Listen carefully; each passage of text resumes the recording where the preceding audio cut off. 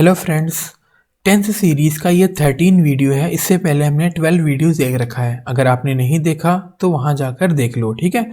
आज के इस वीडियो में हमें पढ़ना है फ्यूचर परफेक्ट टेंस। पहचान क्या है? अगर लास्ट में गया आ जाए तो हम कहते हैं ये फ्यूचर है, अगर चके आ जाए तो कहेंगे परफेक्ट है। तो फ्यूचर परफेक्ट टेंस की पहचान हुई चके और ग वाले वर्ड। अभी हम एग्जाम्पल देखेंगे, उसमें समझ आ जाएगा। रूल क्या है? रूल हेल्पिंग वर्ब का ये है कि अगर सिंगुलर हो या प्लूरल हो, ठीक है, तो हम विल हैव यूज़ करेंगे। मतलब क्या देखा आपने? सिंगुलर हो या प्लूरल हो, हम विल हैव यूज़ करते हैं। और मेन वर्ब का कौन सा फॉर्म यूज़ करेंगे? Third form. जैसा कि हमने पहले भी प्रेजेंट का परफेक्ट टेंस देखा था और पास्ट का भी परफेक्ट टेंस देखा था, उन सभी में मेन वर्ब का थर्ड फॉर्म था, ठीक है। चलो स्टार्ट करते हैं हम। सबसे पहले हम सब्जेक्ट देख लेते हैं। सब्जेक्ट अगर हम अफर्मेटिव है तो subject helping verb, main verb, preposition, object, time आता है, ठीक है। नेगेटिव होता है तो हेल्पिंग वर्ब के बाद नॉट आ जाता है। अगर इंट्रोगेटिव होता है तो हेल्पिंग वर्ब पहले आ जाता है। नेगेटिव इंट्रोगेटिव होता है तो हेल्पिंग वर्ब तो पहले है ही, सब्जेक्ट है, सब्जेक्ट के बाद नॉट आ जाता है। उसके बाद अगर WH फैमिली वाला है तो WH फैमिली वाला वर्ड पहले आएगा, उसके बाद इंट्रोगेटिव वाले सारे कॉन्सेप्ट यूज हो जाएंगे यहाँ पर। मतलब helping verb, subject, not, main verb, preposition, object, time, ये होगा। तो पहला एग्जाम्पल है, तुम्हारे आने से पहले वो अपना पाठ याद कर चुका होगा। अब यहाँ पर दो सेंटेंसेस है, तुम्हारे आने से पहले, ठीक है, वह अपना पाठ याद कर चुका होगा। तो फ्यूचर परफेक्ट टेंस में इस तरह से सेंटेंसेस बनते हैं, है ना। तो पहले तुम्हारे आने से पहले है, ठीक है। ये कौन सा टेंस है ये आपको पहचानना होगा। आप पढ़ चुके हो, अगर आपने पढ़ा है तो वह अपना पाठ याद कर चुकेगा। अब लास्ट में देखो चुकेगा, चकेगा वाला आ गया, तो कौन सा हो गया? ये फ्यूचर परफेक्ट टेंस हो गया, ठीक है। तो फ्यूचर परफेक्ट टेंस क्या लिखेंगे हम? ही will have learned his lesson. तुम्हारे आने से पहले, बिफोर यू कम, ठीक है, इस तरह से हम लिखेंगे। उसके बाद है नेक्स्ट, हरी के आने से पहले वह पत्र नहीं लिख चुकी होगी, तो she will not have written her letter before Hari comes, ठीक है, आने से पहले। क्या 7 बजने से पहले लड़के मैच खेल चुके होंगे? अब ये क्या है? हमारा इंट्रोगेटिव है, तो इंट्रोगेटिव में विल सबसे पहले आ जाएगा। Will the boys have played the match before it is 7, ठीक है, 7 बजने से पहले क्या बच्चे, है ना, क्रिकेट मैच खेल चुके होंगे। वर्षा होने से पहले वह कहाँ जा चुका होगा? देखो कहाँ आ गया बाद में, तो ये WH फैमिली हो गया। तो कहाँ की इंग्लिश सबसे पहले लिखेंगे हम, उसके बाद helping verb, subject, main verb, ठीक है, उसके बाद प्रीपोजिशन, ऑब्जेक्ट जो भी है वो लिखते हैं हम, जैसा कि हमने रूल देखा था पहले की वीडियोस में। तो यहाँ पर कहाँ की इंग्लिश आ जाएगी? वेयर। उसके बाद हेल्पिंग वर्ब यूज होगा विल। ही के बाद हैव आता है, जैसा कि हमने पहले भी देख रखा है। वेयर विल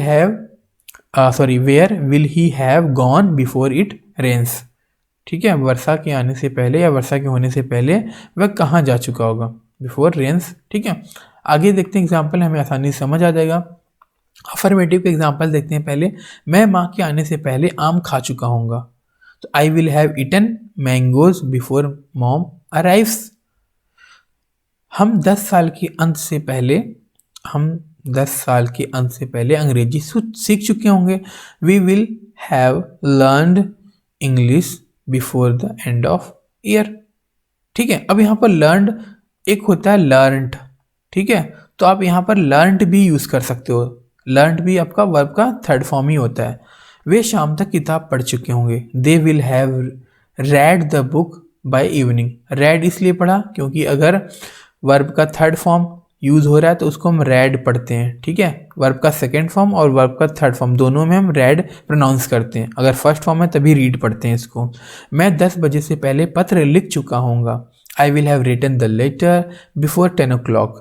राहुल शाम तक फिल्म देख चुका होगा। Rahul will have watch the film by evening. शाम तक मतलब बाय इवनिंग। वे जनवरी से पहले फुटबॉल खेल चुके होंगे। They will have played football before January. आगे देखते हैं हम 7th, वह 10 बजे तक खाना खा चुकी होगी। She will have cooked. अब यहाँ पर कुक्ड है तो खाना बना चुकी होगी, ठीक है, तो हमने गलती से खा चुका बोल दिया था मैंने। चलो, she will have cooked food by 10 o'clock। मैं अब से 5 साल बाद अपनी डिग्री पूरी कर चुका हूँगा। I will have completed my degree after 5 years from now. 5 साल बाद अब से, ठीक है, फ्रॉम नाउ अब से, 5 साल बाद आई will have completed my degree, मैं अपनी डिग्री पूरी कर चुका हूँगा।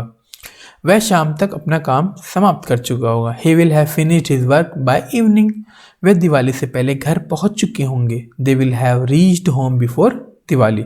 अब नेगेटिव देखते हैं, नेगेटिव में क्या होता है हमारा, विल हैव है तो विल के बाद आएगा आपका नॉट, ठीक है, विल के बाद आएगा नॉट, उसके बाद हैव लगाओगे आप, ठीक है, विल नॉट हैव लगेगा। तो I will not have eaten mangoes before moms arrive.